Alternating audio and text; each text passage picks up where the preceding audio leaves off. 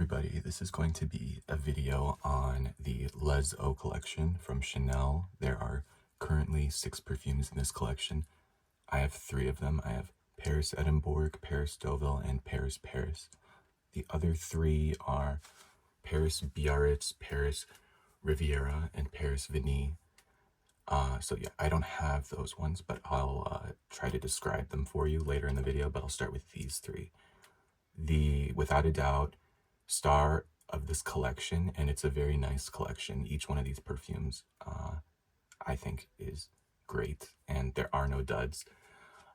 Maybe not the most groundbreaking perfumes, but they're very nice. But the best one that is a bit groundbreaking for me is Paris-Deauville, this one right here. And I'm going to show you the atomizer real quick.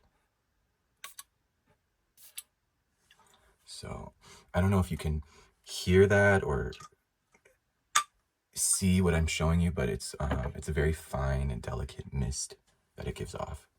So it's perfect for somebody who just wants a very light application. And these are not very heavy or strong perfumes, so you can also keep that in mind. If you're somebody who just wants this subtlest aura, you might be more into these perfumes.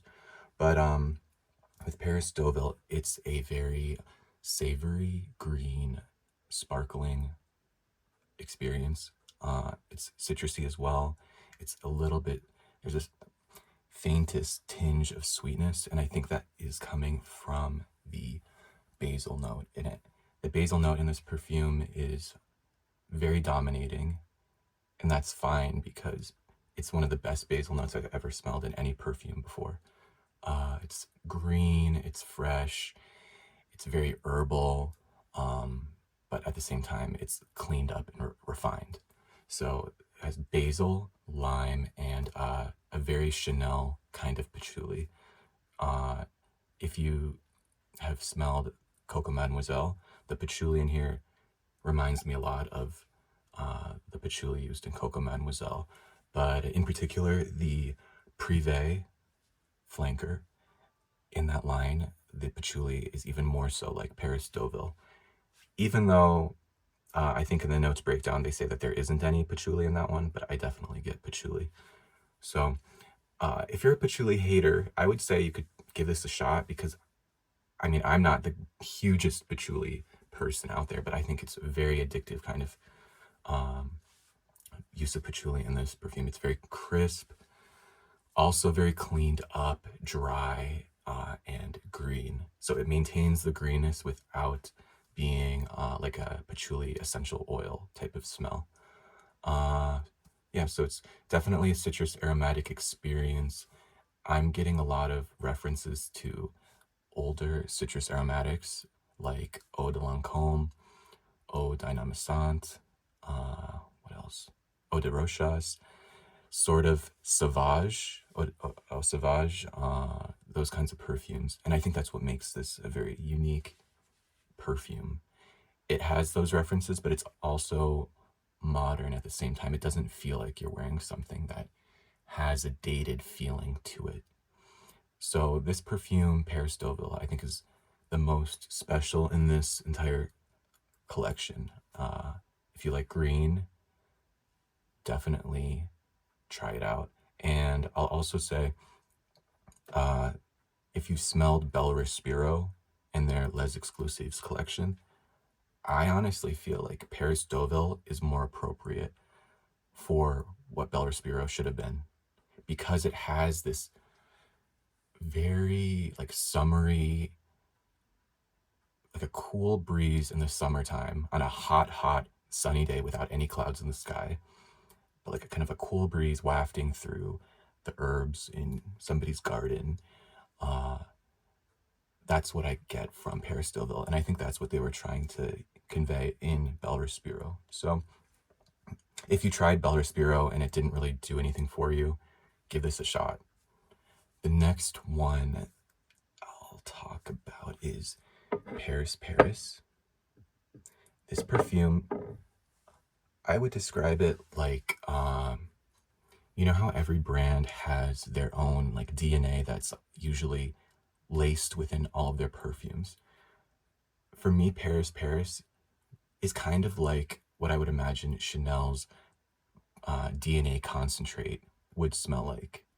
Uh, because it is centered around patchouli and rose, which, is used in almost all of Chanel's perfumes, I'm sure. Uh, the patchouli and rose kind of morph into each other. They're kind of like one, but separate at the same time. The rose is sort of abstract to me. It's not a clear, photorealistic rose. And I'd say it's more of like a pastel, gray toned rose, more demure, a little bit somber. But there's like pink pepper in this perfume.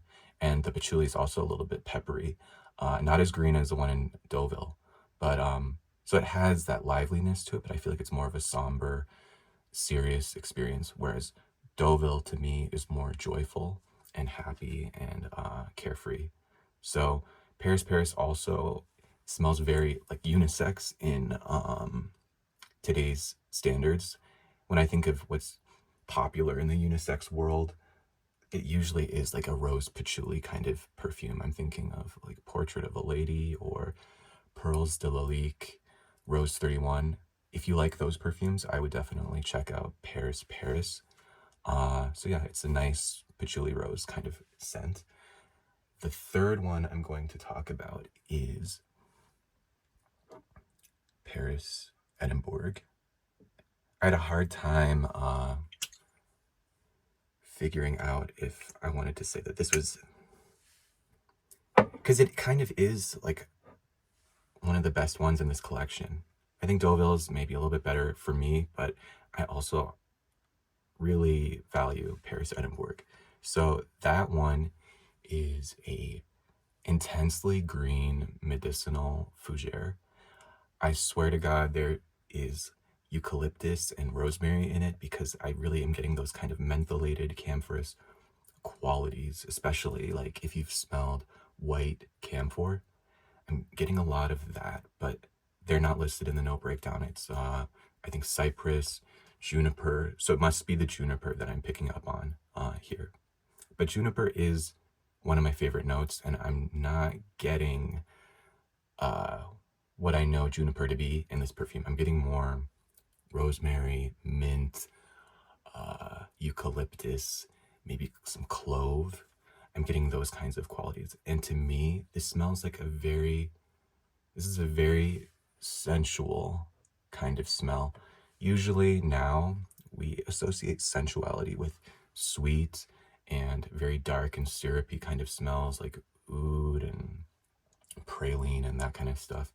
But this is, if you're somebody who thinks that shower gel type scents can come off as sensual, I definitely would say check out Paris-Edimbourg because it does smell like a high quality herbal type of shower gel. Somebody has washed themselves with it and now they're all dried off and they're fresh out of the shower. And you can kind of smell the herbal notes in that shower gel evaporating off of their skin. So you're getting a little bit of that skin smell. And I think maybe it's the camphorous qualities. You know how that's kind of like a warming a bit, like Tiger Balm, warming and cooling at the same time. I think that's also complementing the skin enhancing qualities because skin is warm. It smells like very clean skin, but sensual at the same time. And I think that is hard to pull off. And you don't usually see that with green perfumes. They're, more so like non-sexual, more just like lifestyle, out and about kind of sense. But for me, this is definitely a sexy kind of perfume. It is maybe on the more serious side when it comes to like emotions, but I think it would be perfect for any kind of time. I don't think it's obtrusive.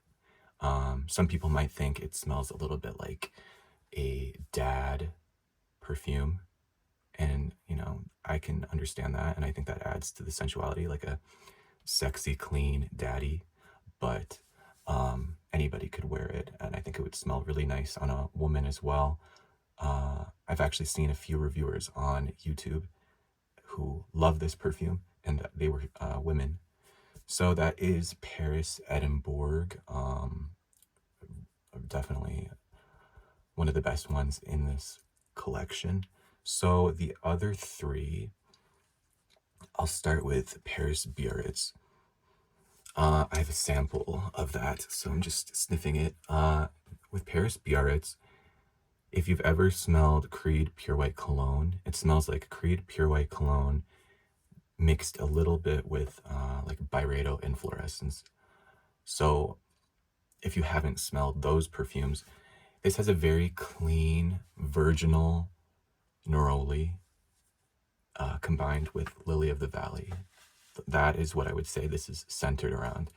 For me, Lily of the Valley can be extremely, it's almost baby-like or toddler-like in how asexual it can be.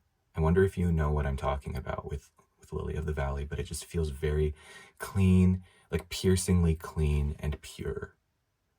So, not that this perfume is piercing at all. It's very gentle, but I do get a clean neroli and what was the other one? Lily of the Valley. There's other citruses in here. I think there's grapefruit, lemon, but I'm not really getting those as much as I am getting that neroli and Lily of the Valley.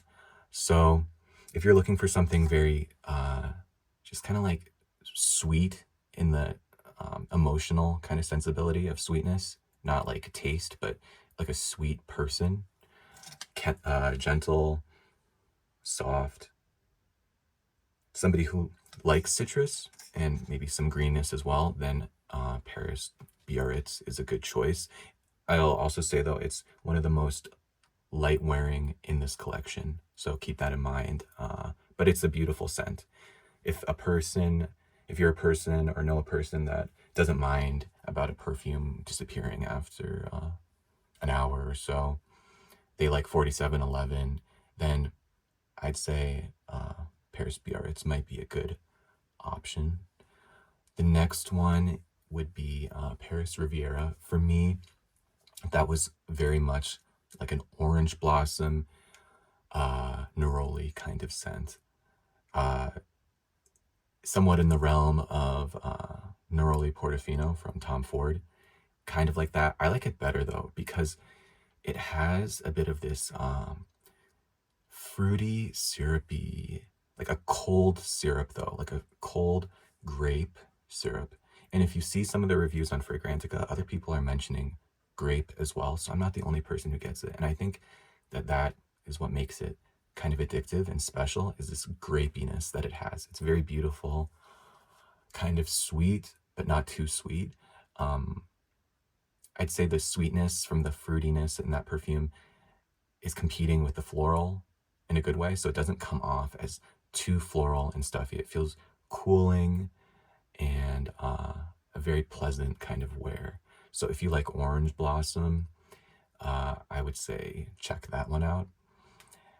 The last one is Paris-Venise, and for me, that one smells like straight up, like an elegant kind of white whipped body cream or lotion. It is very, very lotiony, and that makes sense because if you look at the note breakdown, it has iris, it has neroli, it has tonka, vanilla, and musk. Iris can definitely give off that lotiony quality. So can neroli, and then the vanilla and tonka lend that sort of sweetness, almondy sweetness, on account of the tonka bean more so, but that you can find in like lotion smells. So yeah, that one to me just smells like very nice lotion that you get in a glass jar. I don't really have anything else to say about that one, and I think that one is one of the better performing in this line. That one, and maybe Paris-Deauville, surprisingly, and Paris. I feel like those are the more better, longer wearing in this collection. So those are my thoughts on the perfumes. If you are after something that's more on the floral side, I would say Paris-Riviera first, and then maybe Paris. But that one is more peppery, a little bit more grounding, and earthy. If you're looking for something more green, Paris-Edimbourg and Paris-Deauville for sure are the standouts. If you're looking for something that is very office, these are all office friendly, but very just like not a perfume kind of perfume, Paris-Venise would be my suggestion because it does smell like lotion. More citrusy, that would be Paris-Biarritz or Paris-Deauville. Is there any others that I'm leaving out? No. And maybe the most contemporary, I would maybe say Paris, and Paris-Riviera, I would say are the most contemporary. So yes, that is my summary of these perfumes. If you've ever tried them, I'd love to hear your thoughts. Which ones you think are good, which ones you didn't like. I hope this was helpful. Thank you so much for watching, and I'll see you next time. Bye.